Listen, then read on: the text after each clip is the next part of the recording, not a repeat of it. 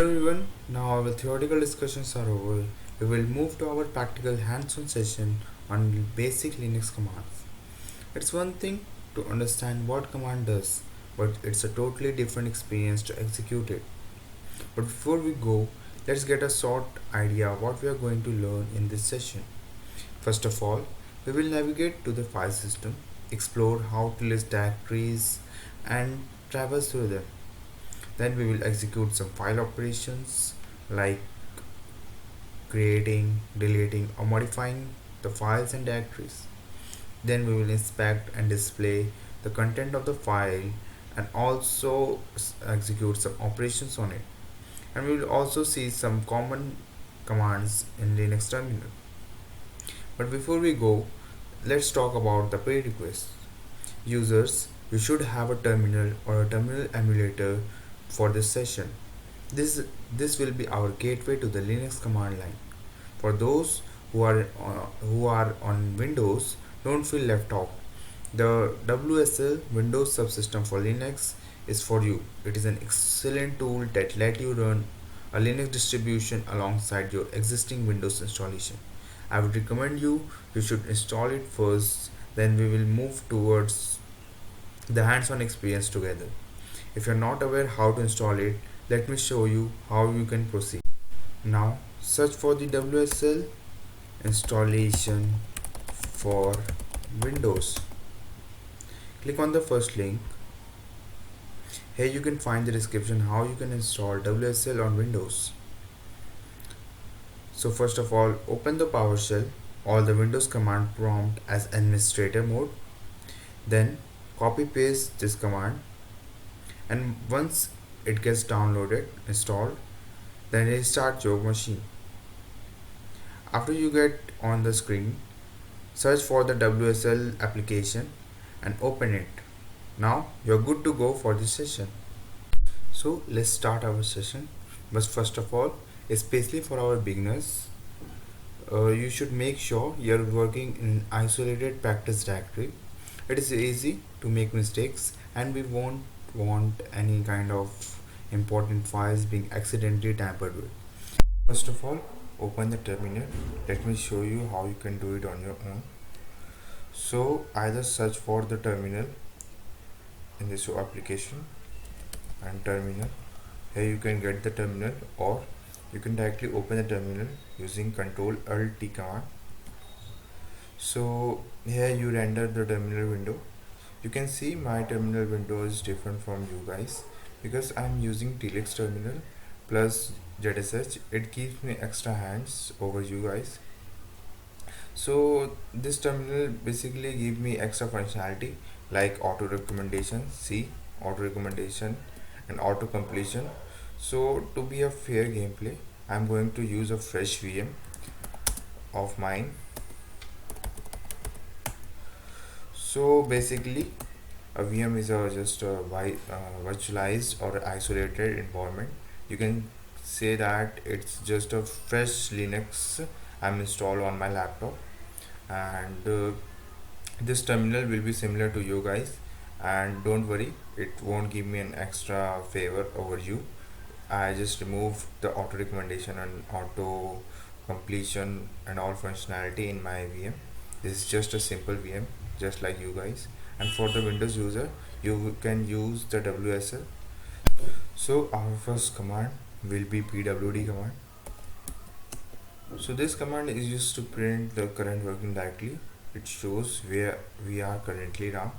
So we are currently in the home Ubuntu directory, and you can also know more about this pwd command either search on the browser, or you can get here also by using another command, that is man command. And you have to write the command you want description for.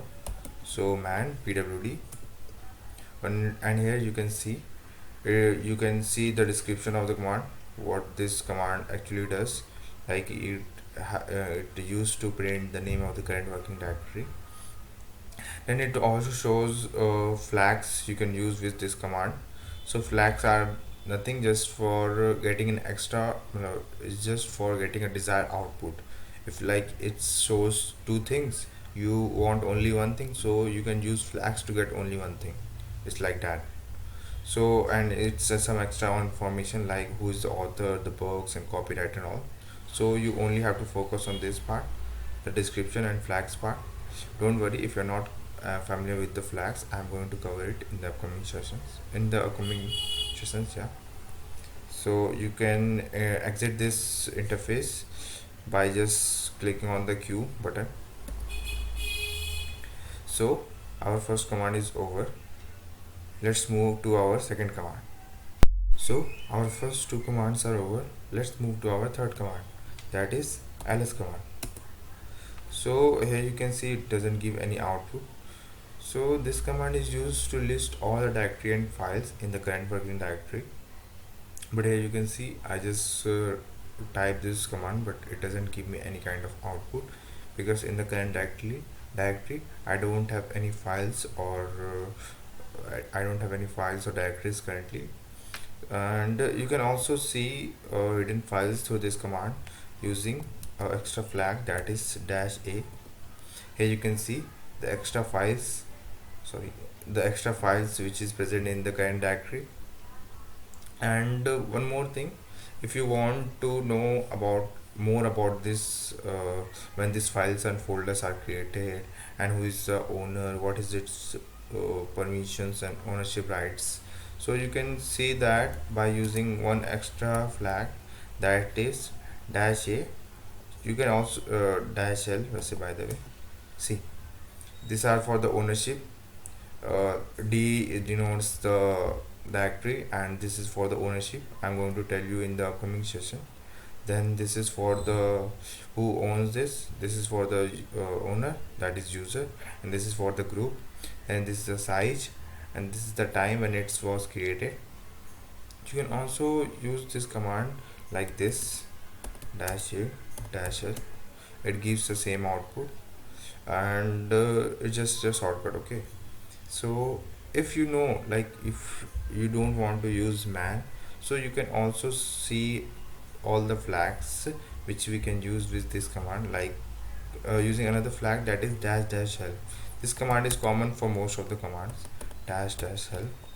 So it will render all the flags you can use with this ls command to get the desired output. So you can see there's a lot of commands there you can use with it, like just like this. -d is used to see the directories, and main command I can say. So this -h is used for human readable. Let me show you how you can do that. -l -h. Okay, so I have to add one more command, like one more flag. So I add one more flag because in the current directory I don't have any specific directories and files which, excluding the hidden ones. So I have to add -a in order to get something. So here you can see in the upper side you are getting in bits, but now you get in k and all kb. That's, you can read it like this, okay. So, and you can see all more flags here, and you want to use it, you can use it. Just if you can check it which command is used for what and all. You don't have to remember each and everything, you just have to remember some basic ones. That will be enough for you guys. And this is not a learning, sorry, it is not a reciting class, okay. So you don't have to remember everything. You can just search for the command using -l, or you can also use the man command. That's it. You don't have to learn each and every flag for you use case, because yeah, it will give you an extra hand when you are working so fast, but it won't be matter if you think you have to learn it. No, it's not necessary. You can search it anytime. And now for the next command, it will be make directory command, mkdir, and the name of the directory you want to create. So for this part I'm going to name this directory as practice. So what this command actually do, this will create a directory named practice. If you want to see, just write the ls command. Here you can see I am getting a directory which name is practice, and you can also see flags. So we can use with mk directory using the help command mk directory dash dash help. So it has a number of flags you can use with it, like dash m for mode. So mode is basically to give the ownership permission. Okay, let me show you what is mode. Okay, here you can see there's are three you can say user. This is for owner, this is for group, and this is for all for others. So you can give rights, and they have three rights: read write execute, and read write execute for each of them. So through this flag we can give rights to the user, group, and all, or to all your others. So for now we are just skipping the user management part because I'm going to cover it in next section. You just aware that it is used to give the permission. Okay, so next is the dash p command. So dash p command is most useful command. You will see it on the daily basis. Like, let me show you what it is used for. If I want to create a directory in the same name as practice, what we have to do. So let me show you what happens when you try to create the same directory which is initially present here. So it will show an error something like this ki we cannot create a directory name practice because it already exists. What happen if you want to, if you don't know, and if you want to, like, if it is already existed, don't create it. If it is not, then create it. So we can create it using a dash p flag and then write the practice command. See, it won't give any error now because if it was not present it will create it. If it is present it will uh, leave it as it is. So it is very useful command, you will see on the daily basis. One more thing is dash v. You get this flag in most of the other commands too. What this command do actually, let me show you. I am creating an extra directory practice 2, let's say. So I'm giving an extra flag that is dash v. So yeah, here you can see this is for verbose. What it shows, it gives extra information, like after the event has been occurred, it shows what is exactly what happens. Like here you can see it created directory named practice 2. It gives some extra information like this has been happened, this happened by you, this is created by you. Then this is for help, I just say you, and this is just for version. You can check it like this dash dash version. So is this shows the version, which version we are using, basically 8.3, and some license part. Okay, now this you can see it becomes so messy. You find difficulty in seeing the commands of mine. So what you can do, you can clear this terminal using another command, that is clear, clear. So what this command do, this command will clear all the content of the current directory, current interface, and makes the terminal clean for you, so that you can have a good eye on the what command I am writing. So you can also know more about this clear command using the man command. So it clear the terminal screen. Clear. Okay, so it has description, some of the flags you can use with it, and some history and all. You won't need this, you have to just remember this part. This is the main part, you have to focus. So I'm not going to use it. It just if you want you can use it on your own. So to quit this interface I have to just press Q. So I'm back here. So you can see what I have created right now using ls command 2. So I have created two directory, practice and practice 2. Okay, So how we can go inside practice and practice 2?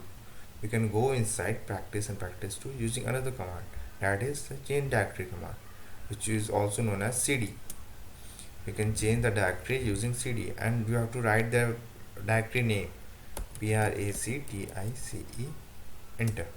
Here you can see I render into another directory, that is practice command, and you can see our current location, current working directory using the pwd command. Here our current working directory has been changed to Ubuntu to practice. Okay, we have rendered into another directory.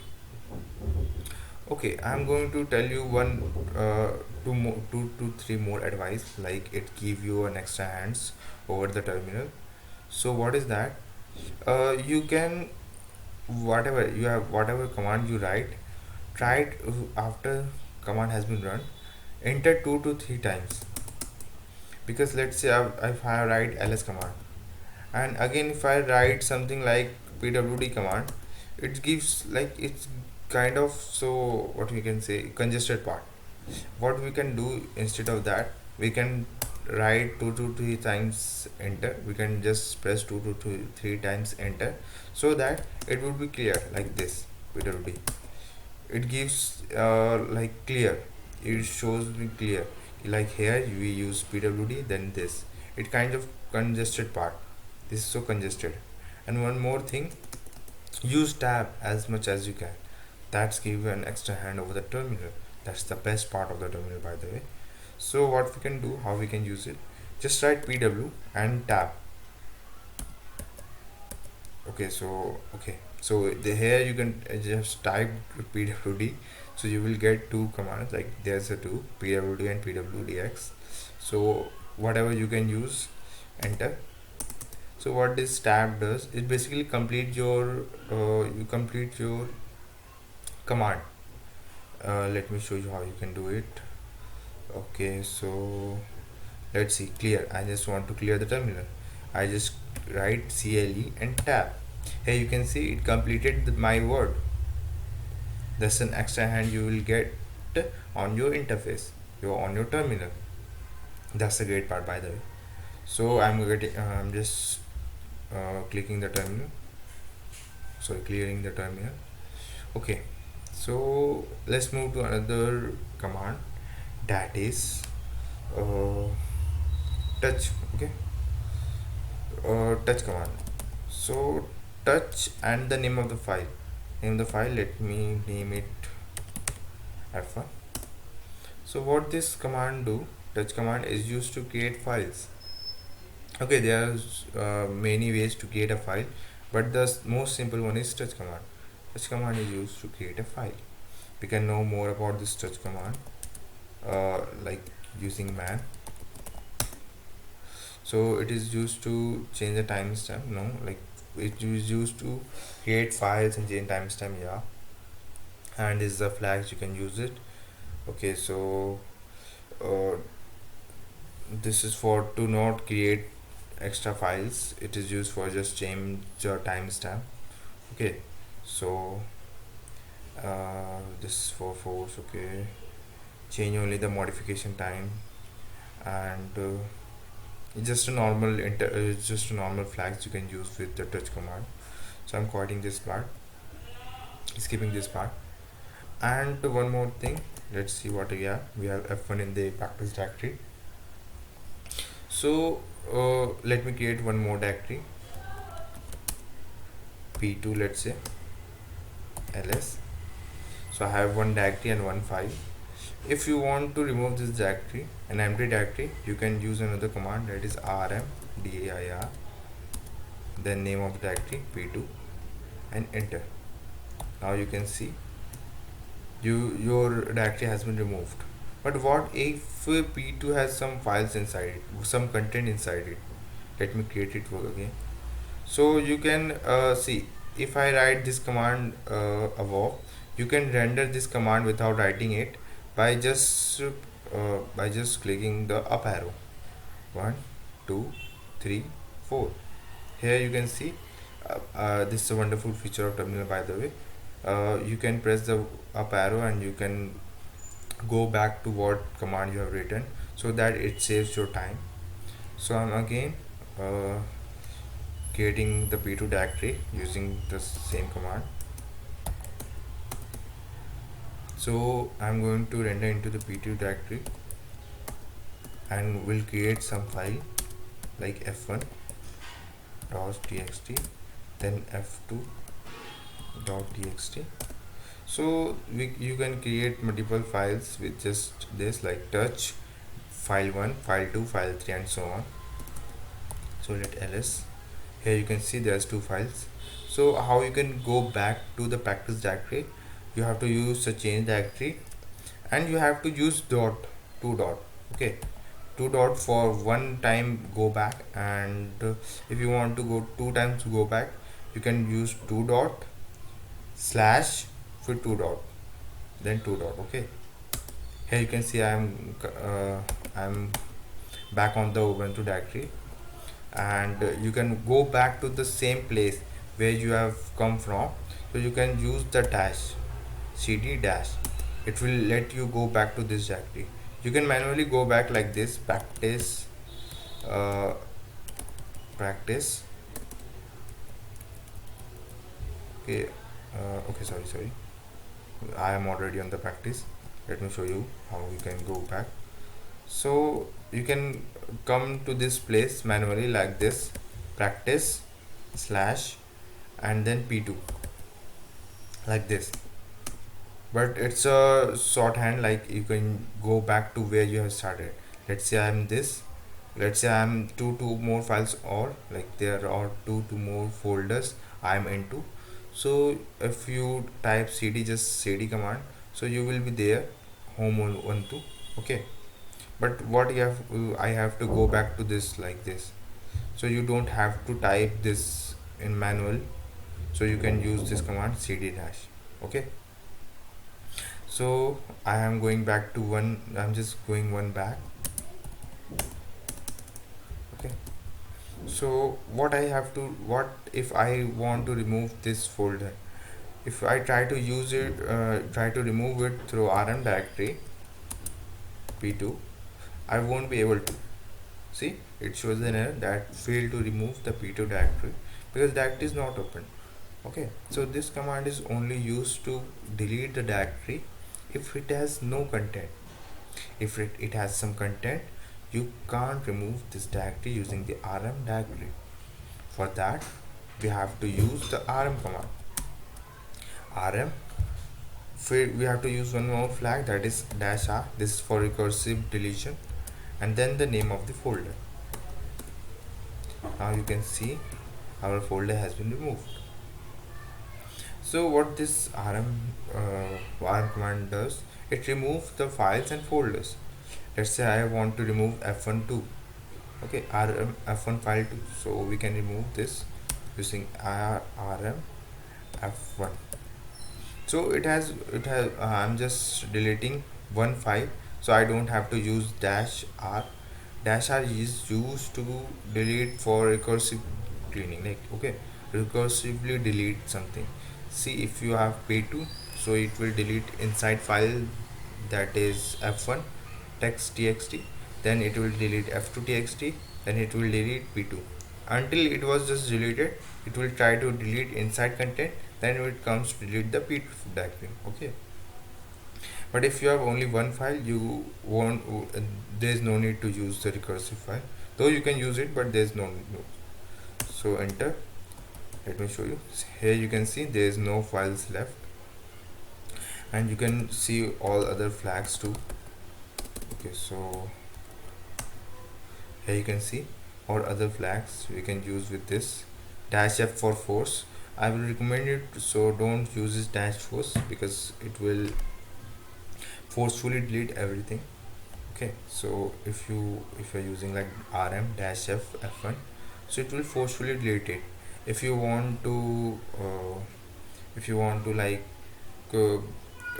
getting back your backup, so you won't be able to, so only use dash f when it necessary. Okay, so I told you what is dash r. This is for recursive cleaning, remove directories and their content recursively, and that is for dash D is for removing the empty directories, and dash V, there you can see dash V2. Dash V is for verbose, it basically give you description of what you are doing, and that's it. RM. Okay, so okay, if there is some like you have to write something, and I have to, if it was in under process, how we can stop that? We can stop that using the control C command. See, it will render like this.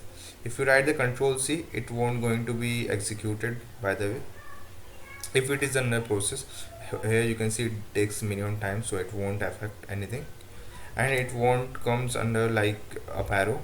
You can see we don't recommend it because we haven't executed that. Okay, so let me clear the terminal. Hmm.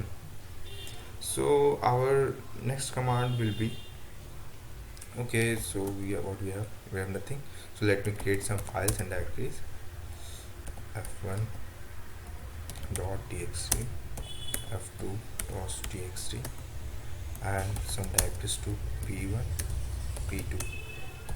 Okay, we have two files and two directories. So we can move how we can move the F1 into P1 and F2 into P2 directory. So for that we will use another function, another command, that is move function.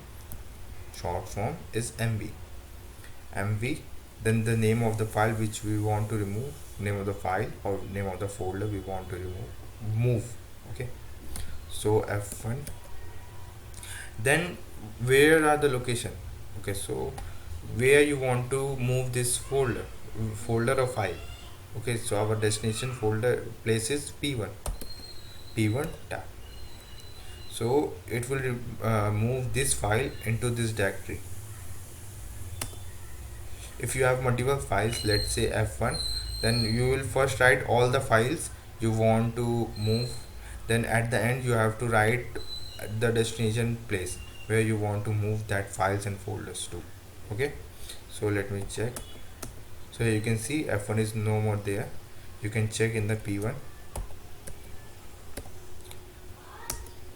ls, so you can see the F1 file is present in the P1 folder which we move right now.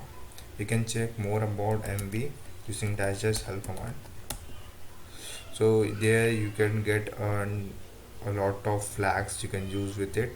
Here you can see the verbose tool, then a dash f for forcefully moving. Okay, so you can use these flags for your purpose, like you can check what this flags is used for your own kind. Okay, so coming back to the previous directory, so what we have, so let me see, let's say I want to copy the file which I just moved to P1 to the current directory. How we can do that? For that we are going to use another command. Okay, first let me clear the terminal. Okay, for that I want to use another command, that is cp command.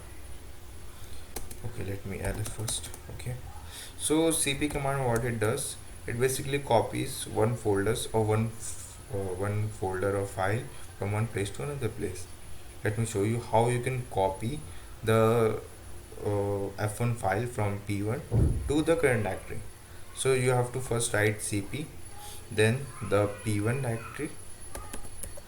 Okay, so how it works, first of all the command, then the file you want to copy, then to the destination location. Okay, it works like this. F1. Okay, you can see I didn't go inside this P1 file directory. You can copy from anywhere. Okay, as long as you give the right path, you can copy it from anywhere. Then I want to paste it in the current directory. So for to just to show like we are in the current directory, for that we are going to use a dot represent the current directory, the current location. Okay, everywhere, just remember that fact. It is used to show the current directory where we are currently now. Now we are going to check it was copied or not. Here you can see F1 is there. Let me show you, like we have any kind of files in P1 or not. If I just moved something, here you can see we also have F1 file in the P1 directory, and we are also F1 file on the current directory. You can also copy the folder. Let's say you want to copy the P1 folder into P2. So you can also do that using cp command, but you have to use another flag, that is dash r for the recursive. You will find this in most of the command, basically dash r, and one more flag I just want to add, dash v, to show what it actually does. It will give you a description of that. Okay, the name of the folder you want to you want to copy, then to the destination folder. So I want to move this folder inside of P2. Enter. So what it does, it explains everything, like P1 is moving to P2 inside the P2 folder, and same inside the folder of F1, inside file inside the P1 is also moved inside to P2 in the respective place. Okay, let me check whether it was moved or not. So let's go to the P2 directory. So here you can see in the P2 directory we have P1, and inside P1 we have the F1 file. So I want to go back. How we can go back? Using the cd command, then dot dot slash dot dot slash. So 2 times dot dot means we are going to go back to the practice directory. Okay, here you can see the number of slash. Okay, 1 slash to 1 slash, we are just counting it 1 times going back. Okay, so we are done here now. So which main file, so we can say there's or two three main like general commands, like cal. This is to just see the normal calendar where we are right now, just to print the calendar on the terminal. So today's is 10th. Okay, and we have also like date command, so it tells you what is the date and which is following UTC and year and all the timing. Okay, apart from that we have also, okay, let me tell you how you can write inside the file. Okay, let me clear the terminal. So I am going to write something on the F1 file. Okay, so how you can write it? So for that I'm going to use vim or nano. Okay, these are the two most popular, or you can say most of the developers use these two commands. So let me tell you how you can use this command. First of all, vim, and then the name of the file you want to edit. Okay, so vim is just an editor. Okay, it will help you to edit the file, how you can write inside the file, manipulate the file, enter the file, whatever. So you can do this through the vim.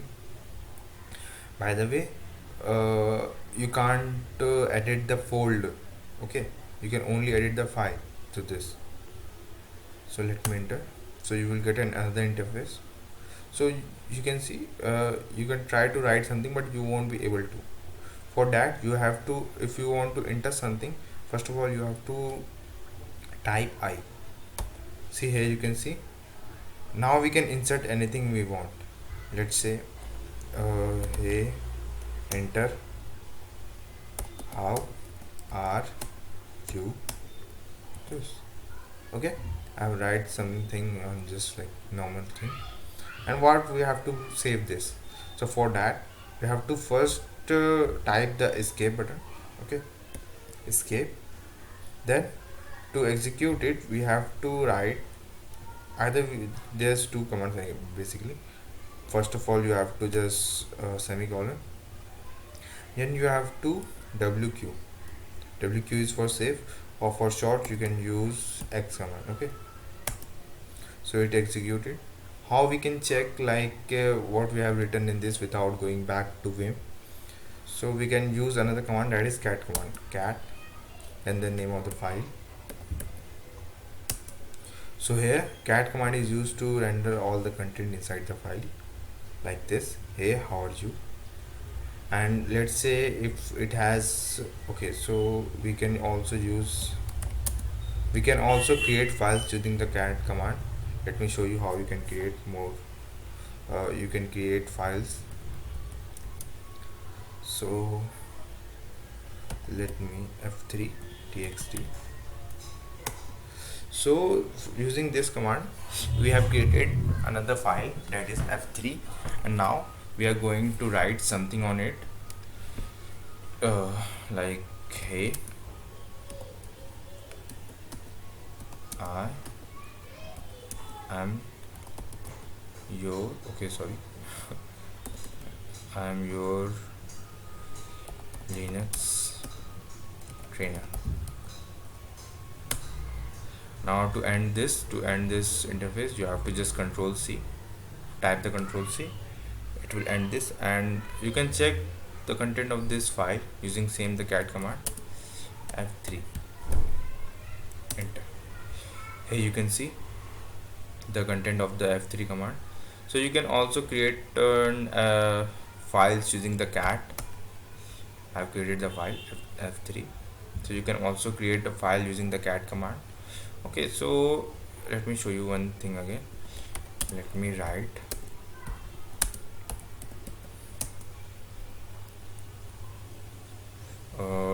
course 2, फिर then enter, control C.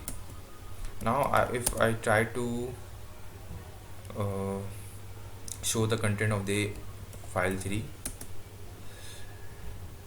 so here you can see the course is written at the end. It was just append what we have right now. Okay, so for if you use double dash arrow, double greater than sign, then it will append the content what we have right now to what we have in the file.